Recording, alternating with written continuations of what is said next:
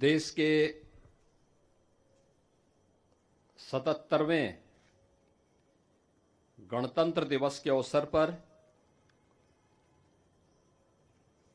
मैं उत्तर प्रदेश के सभी नागरिकों को हृदय से बधाई देता हूं।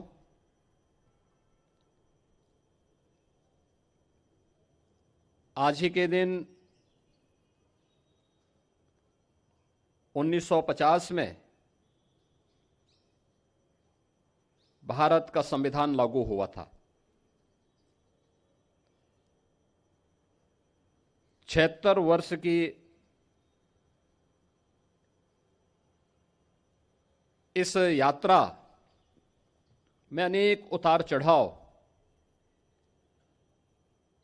हमारे इस संविधान ने देखे हैं,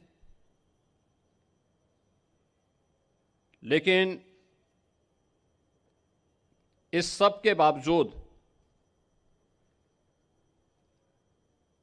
एक भारत श्रेष्ठ भारत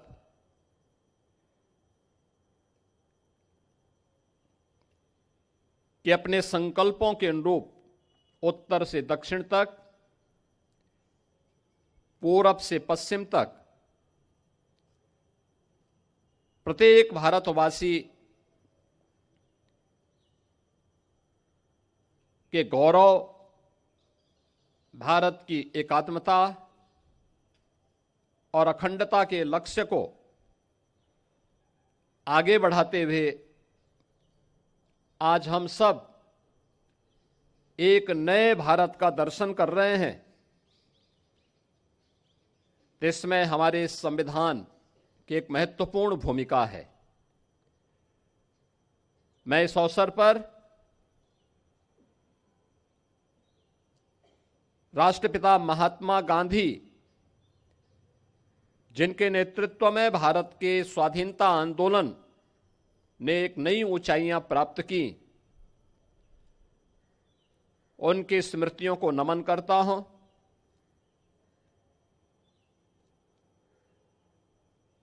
भारत के संविधान के सभा के अध्यक्ष,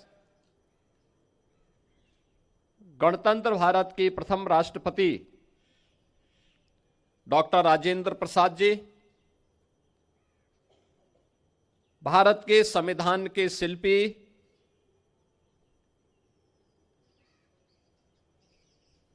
बाबा साहब डॉक्टर भीमराव अंबेडकर, वर्तमान भारत के शिल्पकार लौह पुरुष सरदार वल्लभ भाई पटेल, क्रांतिकारियों के सिरमौर नेताजी सुभाष चंद्र बोस समेत भारत माता के उन महान सपूतों को, जिन्होंने देश की आजादी के लिए अपना सर्वस्व न्यौछावर किया, इस आंदोलन में बढ़ चढ़ करके भाग लेकर के देश की आजादी को सुनिश्चित किया और स्वतंत्र भारत में देश की सुरक्षा के लिए, आंतरिक और बाह्य सुरक्षा के लिए अपने आप को बलिदान किया है। ऐसे भारत माता के सभी ज्ञात अज्ञात सपूतों के प्रति विनम्र श्रद्धांजलि अर्पित करते हुए उनकी स्मृतियों को मैं नमन करता हूं। हम सब जानते हैं कि 1947 में 15 अगस्त के दिन देश आजाद होता है। उससे पहले भारत के संविधान सभा के निर्वाचन संपन्न हो चुके थे। डॉक्टर राजेंद्र प्रसाद जी के नेतृत्व में भारत के संविधान सभा के निर्माण के उपरांत 26 नवंबर 1949 को भारत ने अपने संविधान को अंगीकार किया। आज पूरा देश 26 नवंबर की तिथि को संविधान दिवस के रूप में आयोजित करता है। हर भारतवासी का दायित्व बनता है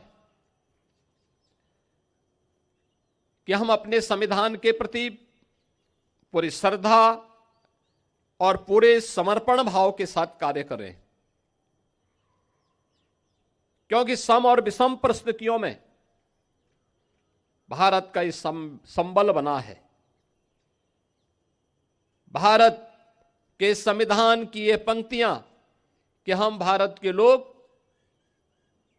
हर भारतवासी के लिए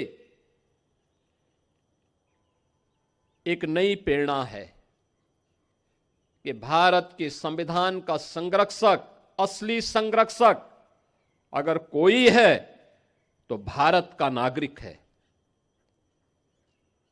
उस भारत के नागरिक के प्रति हरेक संस्था को, हरेक नागरिक को, हरेक मंत्रालय और विभागों को अपनी जवाबदेही को सुनिश्चित करना होगा और यह संविधान के प्रति हमारे समर्पण के भाव को भी व्यक्त करता है। हम सब इस बात को जानते हैं कि जब भी हम संविधान की मूल भावनाओं का अनादर करते हैं तो वास्तव में भारत माता के उन महान सपूतों का, जिनके बल पर, जिनके दम पर यह देश स्वतंत्र हुआ, हम उनका अनादर भी करते हैं। यह अनादर भारत के संविधान का नहीं बल्कि भारत के उन महान पुरुषों का अपमान है जिनके बल पर यह देश स्वतंत्र हुआ। और इसलिए हर नागरिक का यह दायित्व बनता है कि वह संविधान के प्रति पूरी श्रद्धा और समर्पण भाव के साथ कार्य करें। यह हमारे लिए एक पवित्र दस्तावेज है जो हर विपरीत परिस्थितियों में हमारा मार्गदर्शक होगा। भारत को एकता और अखंडता के सूत्र में बांधने से लेकर के देश के अंदर न्याय, बंधुता और समता के एक भाव को प्रत्येक नागरिक तक लागू करने के सपने, इस अभियान को निरंतर आगे बढ़ाने के इस क्रम को हमें जारी रखना होगा। याद रखना, ये तीन शब्द भारत के संविधान के, न्याय, समता और बंधुता, हर नागरिक को बिना भेदभाव के न्याय मिले, देश के अंदर जाति, मत, मजहब, क्षेत्र और भाषा के आधार पर किसी प्रकार का भेदभाव न हो, परस्पर समता और बंधुता का यह माहौल पूरे देश के अंदर आगे बढ़ेगा तो भारत को विकसित भारत बनाने के प्रधानमंत्री मोदी जी के अभियान को कोई रोक नहीं सकता। विकसित भारत की संकल्पना हर भारतवासी के लिए गौरव का क्षण होना चाहिए, क्योंकि यह क्षण केवल देश की आर्थिक समृद्धि का मात्र नहीं, हर नागरिक की खुशहाली का दिन होगा। हर एक नागरिक के जीवन में कई गुना समृद्धि का दिन होगा, लेकिन इसका रास्ता समाज के अंतिम पायदान पर बैठे हुए व्यक्ति से प्रारंभ होता है। हमारे गांवों से, हमारी गलियों से, समाज के अलग अलग क्षेत्रों के अंतिम पायदान पर बैठे हुए उन नागरिकों के माध्यम से यात्रा आगे बढ़नी चाहिए।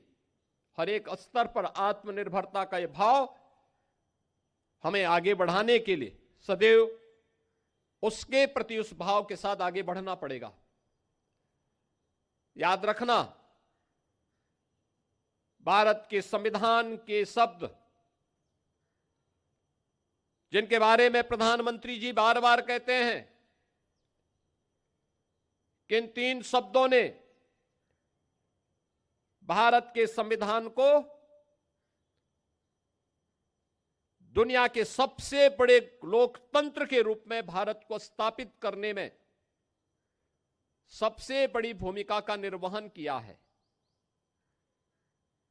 आजादी के पूर्व देश को सामाजिक रूप से तोड़ने के लिए, विभाजित करने के लिए अनेक दुष्चक्र प्रारंभ हुए थे। कुछ लोगों ने क्षेत्र के आधार पर, कुछ लोगों ने भाषाई आधार पर, कुछ लोगों ने जातीय आधार पर देश को विभाजित करने के अनेक षड्यंत्र रचे थे, लेकिन वे सभी षड्यंत्र अधिक दिनों तक टिक नहीं पाए। जब भी संविधान के मूल भाव को कमजोर करने की साजिश होती है तो आप इस बात को देखते होंगे कि कहीं ना कहीं से इस सुगबुगाहट भी शुरू हो जाती है, जो सुगबुगाहट वर्तमान में उन भावों को कमजोर करता है जो न्याय के सिद्धांतों के विपरीत हो।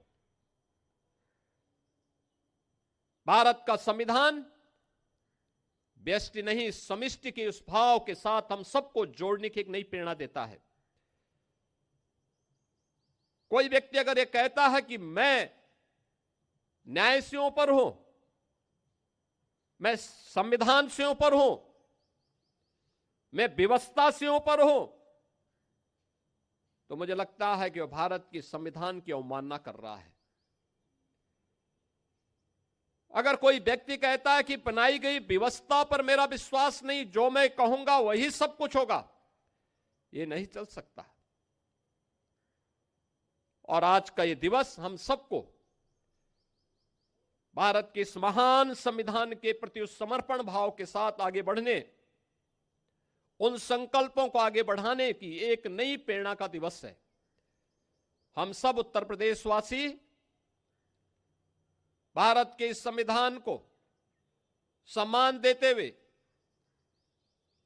उन सभी राष्ट्र नायकों को, जिन राष्ट्र नायकों का एक ही ध्येय था और वह था राष्ट्र प्रथम का भाव, उस राष्ट्र प्रथम भाव का एक दस्तावेज भारत के संविधान के रूप में हम सबके सामने है। और यही वर्तमान के हमारे संकल्पों को, देश के संकल्पों को एक नई ऊंचाइयों तक आगे बढ़ाने में मददगार होगा। मैं आज के इस अवसर पर पूरे प्रदेशवासियों को 77वें गणतंत्र दिवस की एक बार फिर से हृदय से बधाई देते हुए अपनी शुभकामनाएं देता हूं। धन्यवाद। जय हिंद।